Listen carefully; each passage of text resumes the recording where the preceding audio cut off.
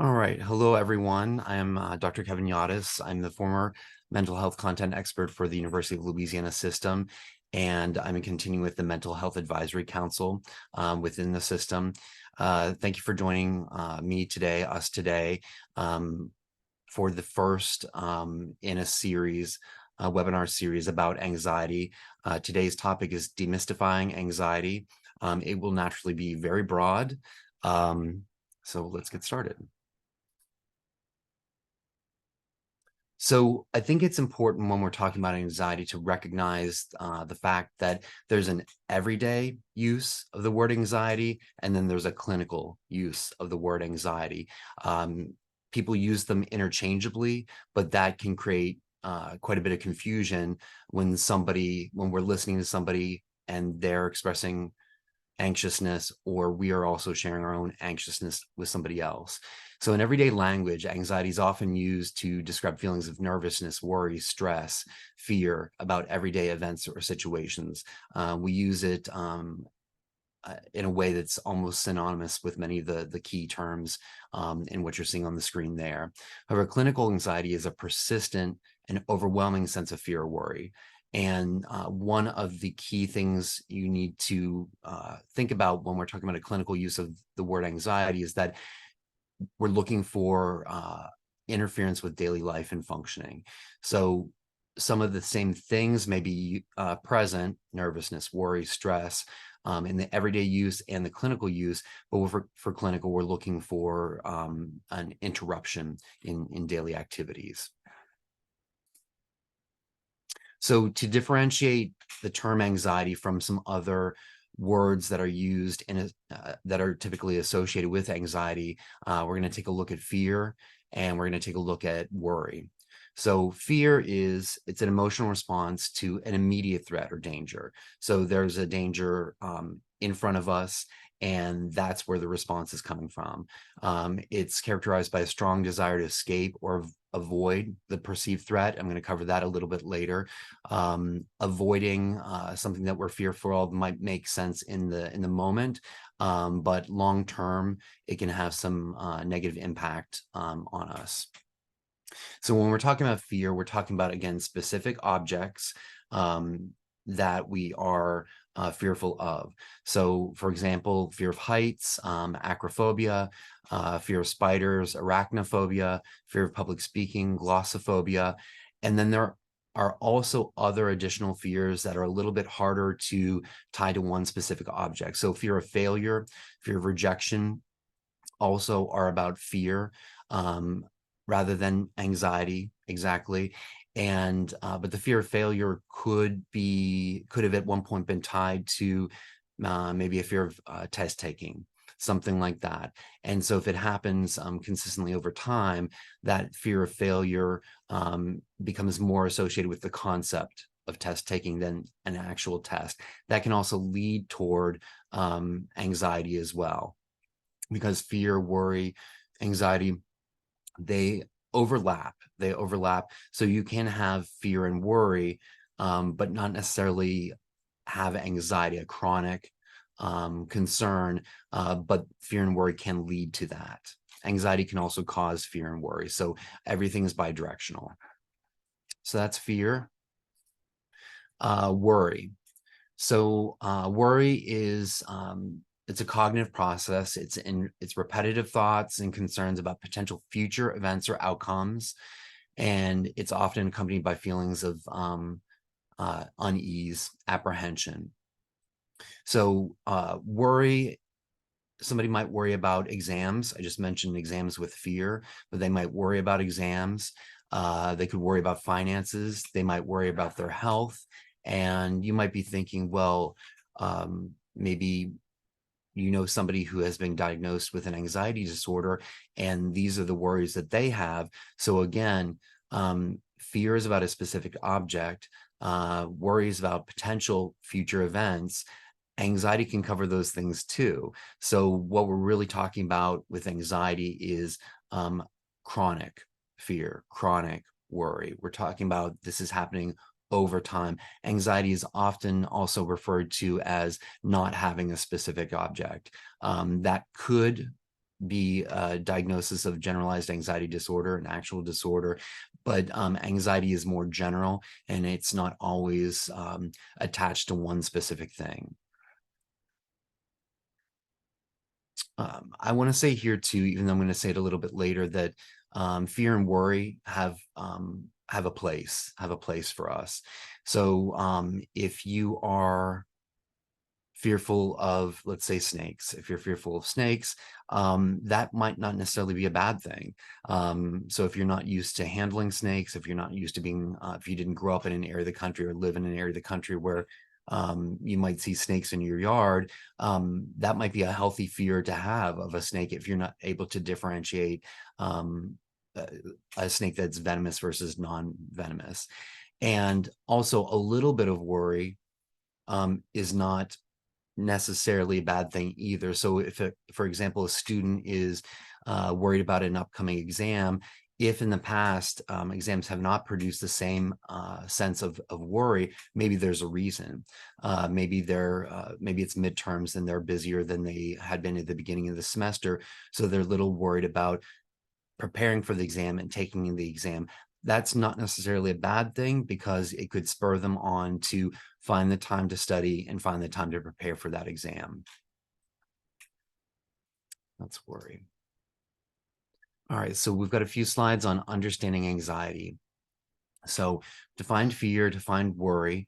Anxiety is a state of apprehension or fear. And again, you see the word fear there with anxiety about future uncertainties, often accompanied by physiological symptoms such as increased heart rate, sweating, and trembling.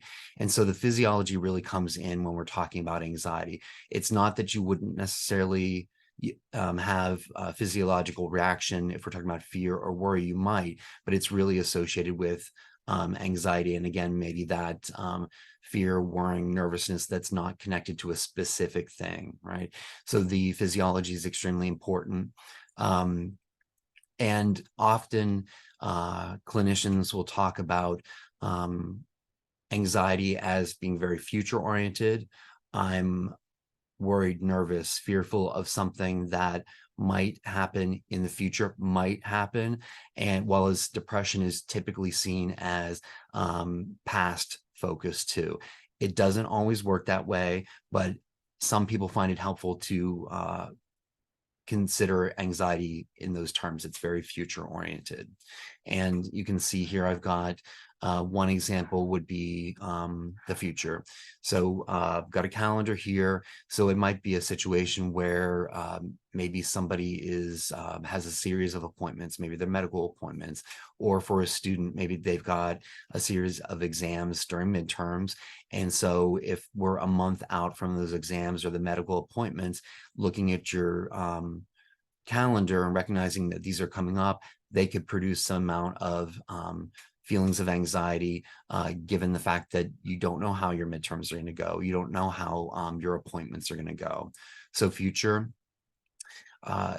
Another example is social situations where we might not expect somebody to feel nervous or anxious. So when you hear the term anxiety, often you'll hear about social anxiety. So that seems to be something that people are relatively familiar with. It's not about shyness. It's not about being timid. Those things can play into it. But if somebody has anxiety about social situations, it is about the newness and the presence of new people, a new situation that is causing them anxiety without even knowing how it's going to go. The picture that I've got here for social situations would be a grocery store. So let's say somebody is dealing with anxiety. Maybe they've been diagnosed with an anxiety disorder. I think that most people would not consider grocery shopping as an anxiety provoking situation. Some of you may be thinking, well, for me, but again, that could be the everyday use of the situation. Maybe you just don't want to go to the grocery store. Maybe it's just a hassle after work, any number of different reasons why you don't want to go. But for somebody with some amount of social anxiety, being in a very large space with a lot of choices, with a lot of new people, in and of itself, just that in and of itself could be anxiety provoking. I mentioned physiological symptoms, physiological reaction, increased heart rate, sweating, trembling. And so the feeling could be feeling on edge or keyed up. Increasingly, I mentioned whenever I'm talking about anxiety or depression, that much of the symptomatology for depression, anxiety is very stereotypically gendered. And so what we typically think of as depression or anxiety, the symptoms tend to be more stereotypically female. And so feeling on edge or keyed up could look like maybe wanting to avoid a situation, wanting to avoid people or an experience, but it also could look like anger too. And that's something we typically don't think about when we're thinking about anxiety disorders or depressive disorders. Something in the chat here. Does anxiety always have physical symptoms? So if it was going to be, and I'm sorry, that was a question from the chat. So if, and the question again is, does anxiety always have physical symptoms? So if somebody had a diagnosed or undiagnosed anxiety disorder, they would very, very likely have physiological symptoms.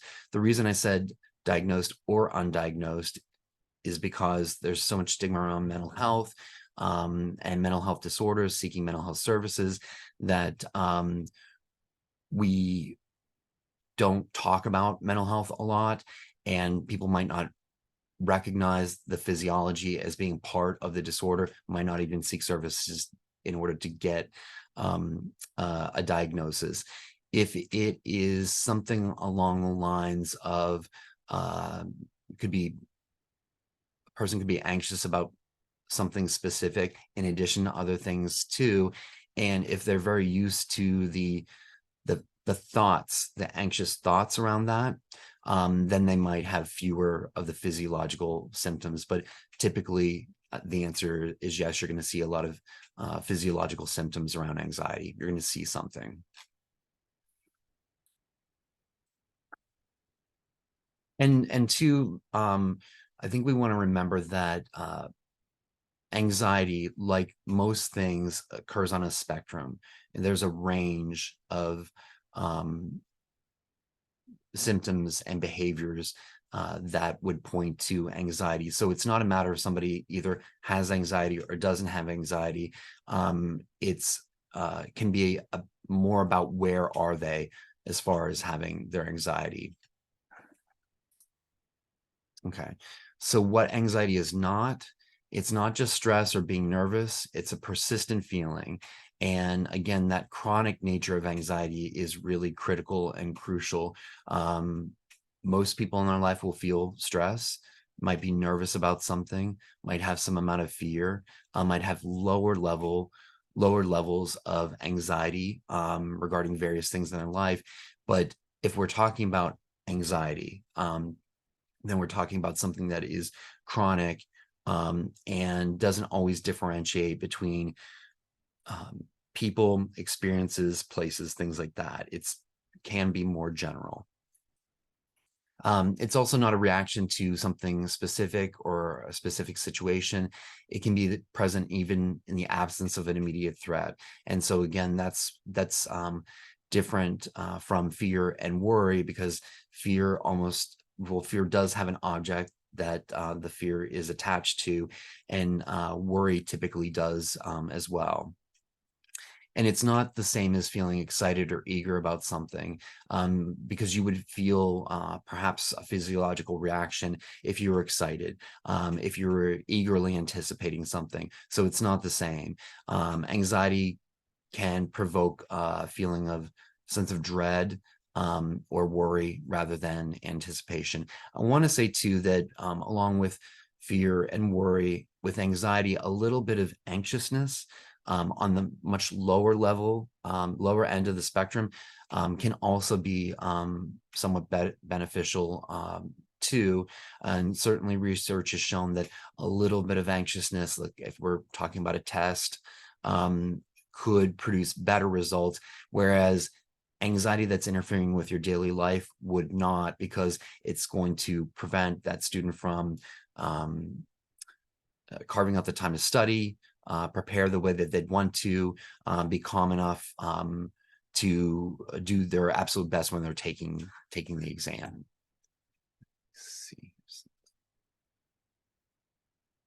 Okay. The question is, one of the things that I think people struggle with is understanding when fear, worry moves into anxiety and when to ask for help. What tips do you have to understand when to ask for help? So I've got some slides. I'm sorry, I'm going back. My PowerPoint has self-advanced.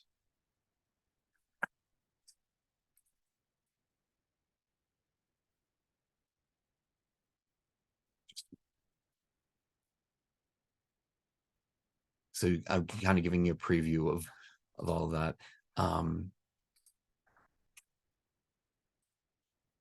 So what you're generally looking for is the chronic nature of it. So you're looking for, if you're concerned about a friend, a family member, you're looking for the chronic nature of it, that perhaps this has gone on for some time, or you're starting to see certain patterns in a person's anxiety. And we will get to the rest in a couple slides. Okay, so got some other examples here too. A person might feel anxious, might have some amount of anxiety regarding a job interview. I know that I've personally seen people over the years who I've interviewed where they've just not been able to, they've been able to come to the interview, but have not been able to truly function in the interview, especially if that interview involved more than just one interviewer. Got a restaurant down here.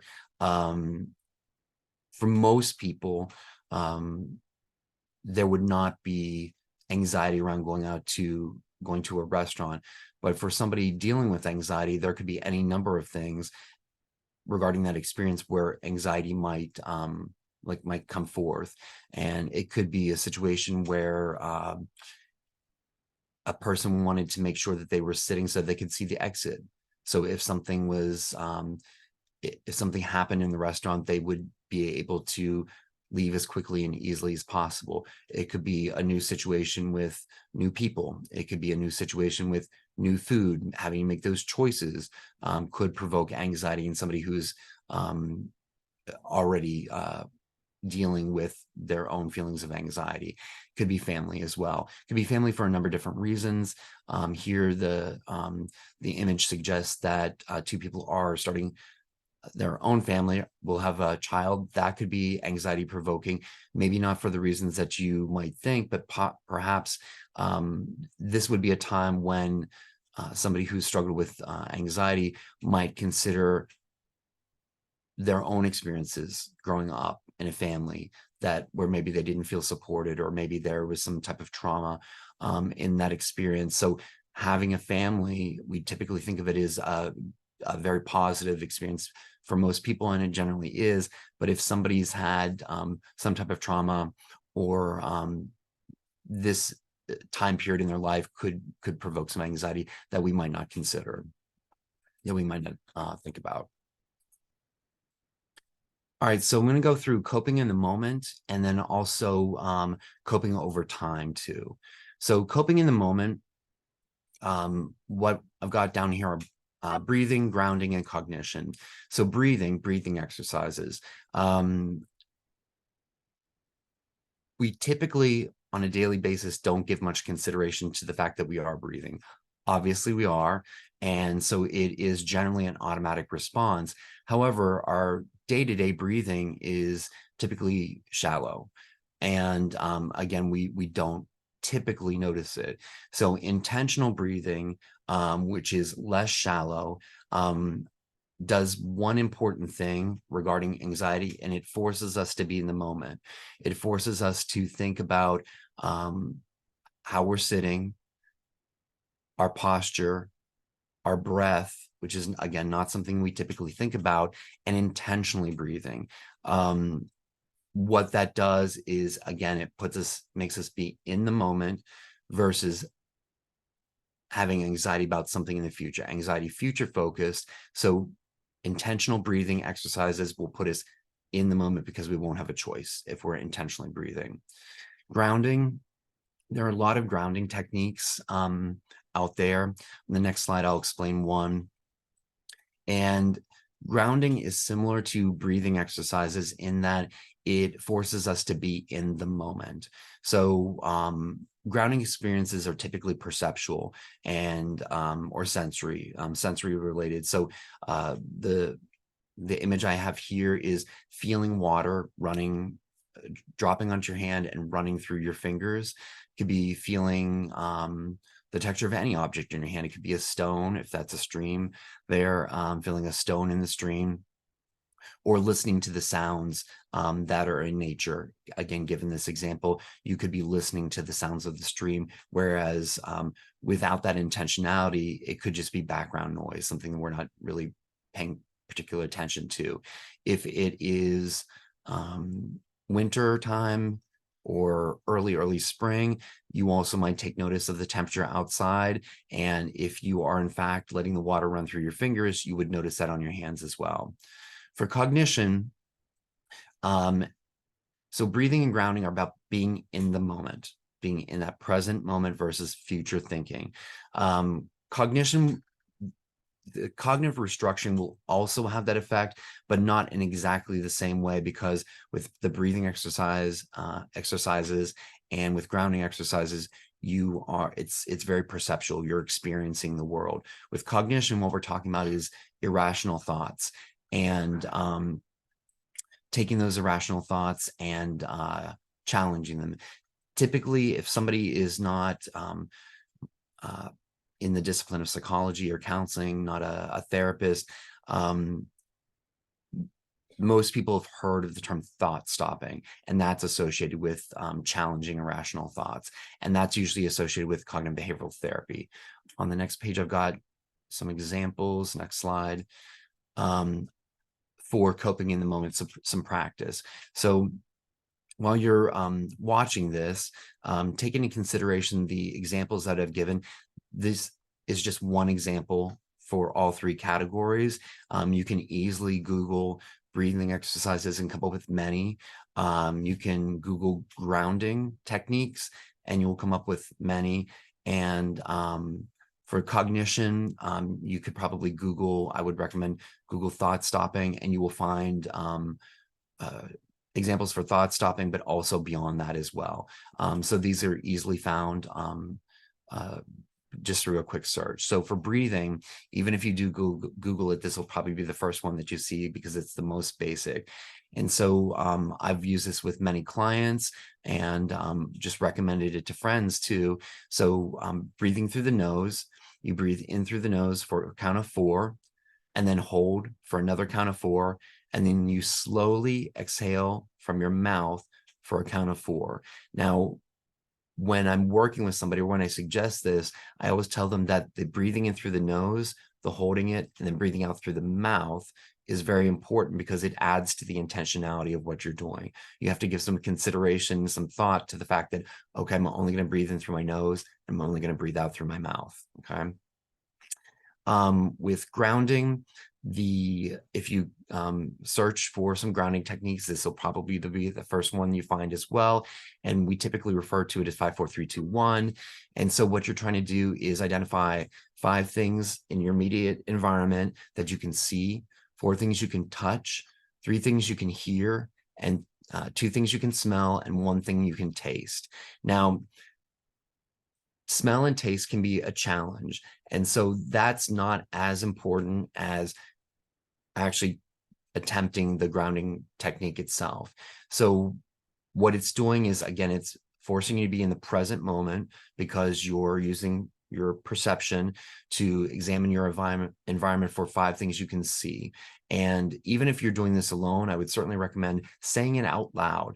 The more engaged you can be perceptually, the more engaged you can be with the experience in general, the better it's going to be. So you would say out loud 5 things that you can see in your environment, 4 things that you can touch, and those might be things that you already have your hand on. You could maybe feel and touch the table that your hand is resting on. feel the clothes on your body, feel the glasses on your face, things like that. Three things you can hear can also be a challenge sometimes too, but there will almost always be something in your environment that you're hearing, even if it's very faint, which also just adds to the experience of being in the moment, really paying attention to what's going on around you in the moment. You might hear the buzz of the lights. Maybe that's the only thing you can hear right now. If that's the only thing that you can hear, that is fine too. It's not so much important that you're doing 5, 4, 3, 2, 1, but you're getting the actual experience. Two things you can smell also can be a challenge sometimes. And I just usually encourage people to try and what can you notice? What are you smelling? One thing you can taste, typically taste is the most challenging to individuals. And it could be, I mean, maybe you just had breakfast, maybe you went and brushed your teeth after breakfast, and so you're tasting the minty taste in your mouth. The taste can be challenging, but it's the experience, being in the moment and using your perception to ground yourself in the now. All right. And so for these two as well, for breathing exercises and grounding, when I've suggested these to clients, we go through how to do it, how important it is to do it regularly, on a regular basis, and do it consistently. Sometimes what I've heard is the next session back, I've heard that, I tried it, it didn't work. And when I explore that a little bit further, typically what I've heard is that it was essentially one and done. So these techniques, even though they're simple, the breathing technique, breathing through the nose for 4, holding for 4, breathing out through the mouth for 4, and the grounding, they're fairly simple, but they need to be done consistently, especially in the beginning, at a regular time, maybe 30 minutes before bed, maybe right when somebody wakes up in the morning, so that they have that experience down, because the breathing exercise and the grounding, you could do that anywhere. So if something that provoked anxiety in you was going to the grocery store, you could do this. You could do the grounding before you went into the grocery store. You could do the breathing exercise in the grocery store, and likely no one would notice. But the reason you want to do it consistently over time is so that when you need it, when you reach for it, it's there for you, so that you don't have to pull up instructions on a phone about how to do the grounding exercise or how to do a breathing exercise when you're in a public space. So the consistency of using it is extremely important until you have it down. With cognition, there are lots of ways, and I mentioned thought stopping.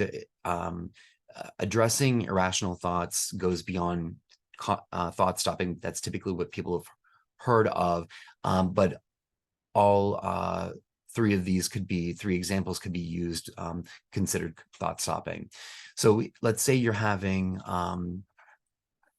a thought, I'm a horrible parent. And maybe that's a thought that runs through your mind more often than you'd like.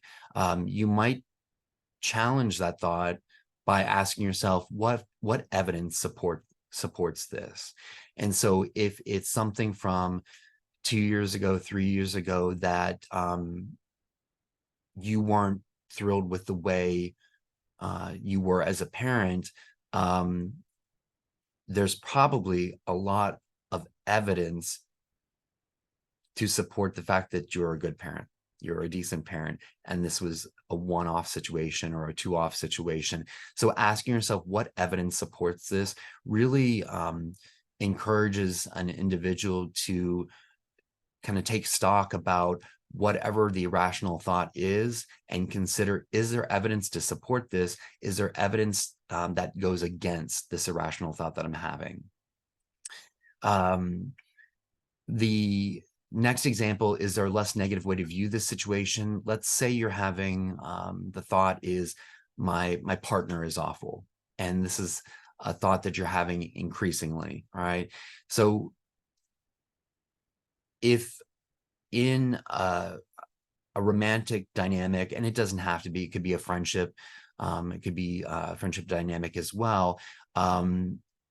if you get into a situation with another person where you've had some maybe big arguments and nothing's gotten completely resolved despite the arguments, despite attempts at open communication, you could get into a rut, into a dynamic where you may tend to see this other person's actions, hear their words in a more negative light than you had when you first met them. So if both people are interested in changing that communication, changing that dynamic, and making it similar to maybe the way that it was when you first met, you could ask yourself, you could challenge the thought with, is there a less negative way to view this situation? And that also shows too that we have choices. We have choices in life. And so even if you think that my partner is awful because they're saying this thing that feels like is a trigger to you, if you challenge it with, is there a less negative way to view the situation, it can help right the ship as far as that communication dynamic. The last one is one of my personal favorites, and this is not happening right now. Often, like, I'll talk to friends, family, and clients about really exploring what is your role in the situation. And so let's say you're having a difficult time at work. Maybe you've got a colleague that you're just not, you're having a challenging time with this person. Maybe they're having a challenging time with you as well. And so the workday is over, you go home, maybe you've got laundry, dinner, whatever you have to do at home. But as you're doing the laundry or cooking a meal, you're reviewing maybe a recent argument with this person. So what is our role? What could our role be with anxiety? Is that this is not happening now. So the distress that you might be feeling in that moment is because you are allowing yourself to revisit that when you could choose something else. It's a really tough conversation to have with people, but it's very useful when we're talking about anxiety to consider what your role is. This is not happening now. It's not as if you could say that, or really any of the challenges to irrational thought, and magically the anxiety around the situation is going to disappear again. And it's not that practice makes perfect, it's perfect practice makes perfect. So practicing this on a regular basis, even if it's not consistent at first until you can get there, will allow you to pull from these challenges. You can put them in your mental health toolbox and will allow you to pull from them when you need them in the future. It's going to be easier to just use them when you need them if you've practiced them. All right, so that's coping in the moment. All right, so coping over time, muscle relaxation, mindfulness, and exposure. With muscle relaxation, the point with this is the addressing the physiological can also address like any mental health concerns, such as around anxiety. Mindfulness encompasses a lot.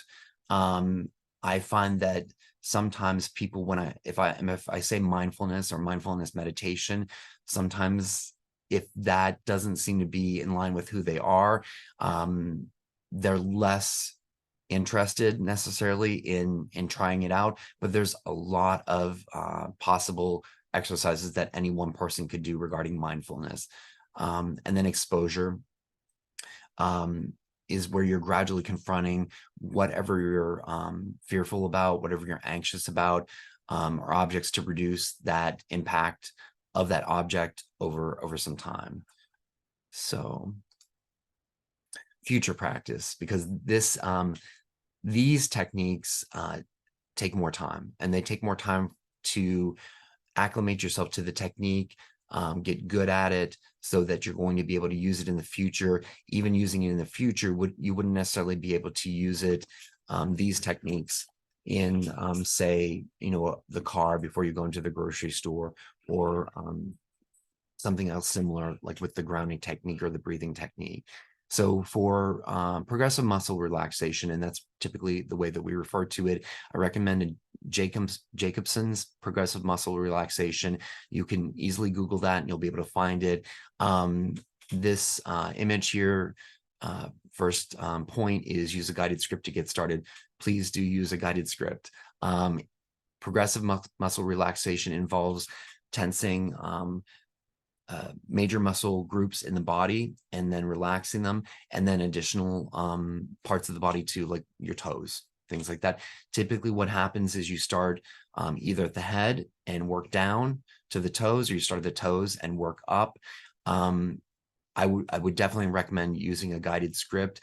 And if you are able to, you can go to YouTube and find any number of progressive muscle relaxation videos. I would recommend using that. Now, you won't be as in the moment at that point when you're doing it, but you will learn how to do it properly.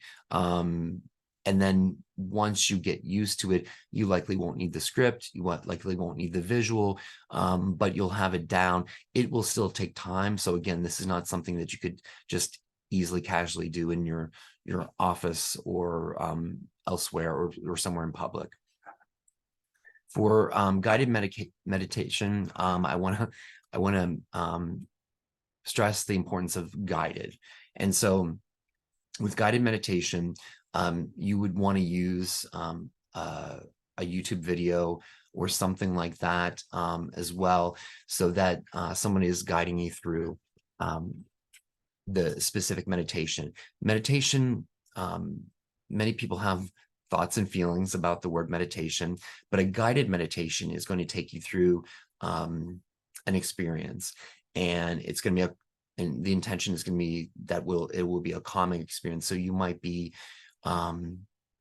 in nature, woods, maybe there's a stream, maybe you're watching the stream, just watching the stream flow. Maybe you are watching a leaf fall into the stream and watching it float away. There's a lot of metaphor that is used in guided meditation that can be very helpful, beneficial. And here we've got some benefits of guided meditation. Mood boosting, keeps you focused, improves sleep quality, relieves stress, reduces anxiety, helps focus on the present. Very important for any technique we're going to use regarding anxiety. Increases self-awareness. It can do that, and lengthens the attention span. So that's guided meditation. And exposure therapy. So with exposure, and I'm going to mention it in just a minute, I've got a slide on avoidance. So with exposing yourself to something that is provoking feelings of anxiety in you, you could do this by yourself. You could do it with a therapist as well. It really depends on what the situation is. So if you're fearful of confronting somebody that you're newly dating, let's say, and sharing your thoughts about something that you weren't happy about in the relationship, but it's causing some anxiety for you, what I would recommend is sit down, work that through without the person present, and then have a plan when you go and speak to your partner or your dating partner. If it is maybe a fear of flying, you might want to utilize a therapist for that. New to therapy recently is VR, virtual reality, can help with some types of fear, some types of anxiety. That doesn't mean that every therapist would use that or would have that, but that is an option now. And so exposure therapy, let's say, again, to flying, it's helpful because you can become habituated to that fear. And so if it is just a matter of looking at pictures of planes, maybe talking about planes, maybe working up to watching a short video of a plane, just a plane ride, over time, you could become habituated to that, and it would invoke less fear than it had in the past. The thing about anxiety is that humans, we can't hold intense emotion for long periods of time. So slowly, gradually getting yourself used to something that's anxiety provoking for you will have a benefit, because you're going to become uh, more adjusted to it. Extinction. So as that fear becomes weakened, the other associations with this object will become lessened as well. Self-efficacy. If a person has identified fear of flying as what they want to address, and they've been able to address that, then it also shows them that they are capable of doing tough things. And emotional processing, you can attach new beliefs to those fears. And I think that's one of the important things. Counseling in general is very strength focused, very wellness oriented. We don't see people as what is wrong with them. I hope people wouldn't view me that way. And so one of the things that exposure therapy can do is help the person to associate positive outcomes to something they had previously feared, or maybe even currently fear. So for example, like if you're flying to somewhere. So maybe the association grows weaker with the fear, but with the plane and the process of flying, but it grows stronger with the fact that I'm traveling. Maybe you're going to see grandkids, for example. So those positive associations will be strengthened. All right. So practice and time. And so I mentioned this, but got it on a slide here. So any new skill requires practice and time. I find that with techniques that we typically talk about in mental health, that I'll go back to the breathing, because we breathe every day, typically without thinking about it. Many times what happens is people, when they are trying to do something intentionally with breathing, they think, oh, I got this. I know this. I know how to do this. For sure, people know how to breathe, but the intentionality makes it different. And so it does require practice, and it requires dedicated time. So, as this slide points out, it doesn't have to be extremely time consuming. So, but if you're practicing a new skill, maybe you dedicate 5 minutes each morning, 10 minutes at lunch. Maybe you do 5 minutes before bedtime to unwind and relax.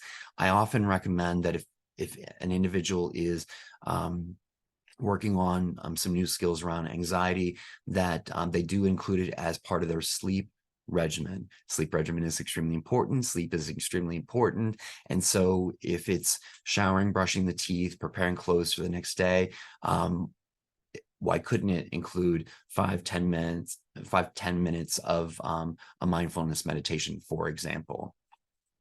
And then the last point is take short breaks throughout the day to engage with these techniques as well. So you've got your dedicated time where you're learning and you're practicing, but you also want to use it outside of that experience too. The end game being that if you are in a situation where you are starting to feel anxiety, that you're able to reach for these new tools, you're reaching for the breathing exercise that works for you, you're reaching for a grounding technique that works for you, and you're able to do it easily, like in the moment. That's only going to happen with practice, dedicated time, and then using it outside that dedicated time too. All right, so practical resources are Anxiety and Depression Association of America. So this is a national organization. Website provides information, resources, support for individuals dealing with anxiety disorders, or people just curious about anxiety or wondering about their own relationship with anxiety as well. There is a link to a peer-to-peer support system on this website. The other thing that you will find on this website, which I don't mention in this presentation, is medication management. That is not my area. That is not my area of expertise. So I'm just mentioning here that if somebody might meet the criteria for an anxiety disorder, it's a good idea to meet with a provider always. And if medication management was something that you were interested in, and if it's something that was recommended, it could help you. I've worked with a number of people where anxiety was the presenting problem, but the anxiety was at the level where the person could not look at me and had trouble responding to me, had trouble calling to make an appointment and cancel an appointment. So in those situations, medication management can help in alignment with counseling, because it can allow us enough space to get traction.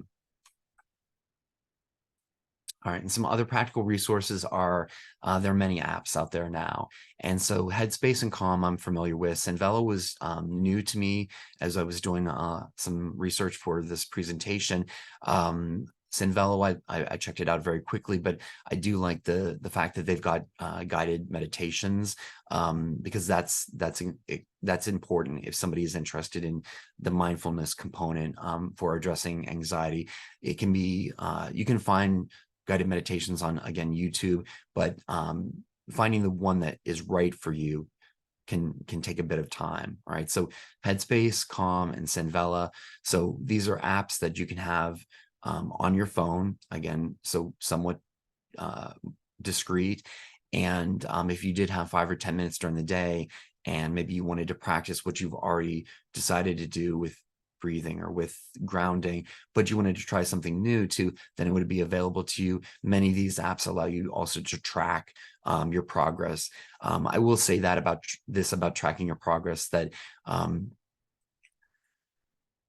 when somebody decides that they want to do something new, exhibit new behavior, and let's say it's a grounding technique or a breathing technique or the relaxation, the muscle relaxation, you might make really good progress for the first 2 weeks, but then you skip a day, you miss a day, and maybe you go back to it the next day, but then maybe you miss 2 more days.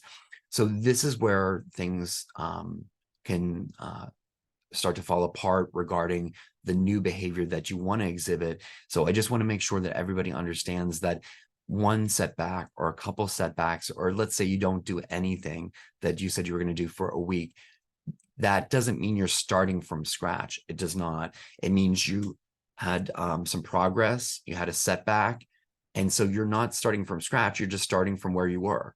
You're starting from where you were before. Many times people want to throw throw it all away when they've missed a day or two, and you don't need to do that. Forgive yourself and just move forward. All right, so avoidance.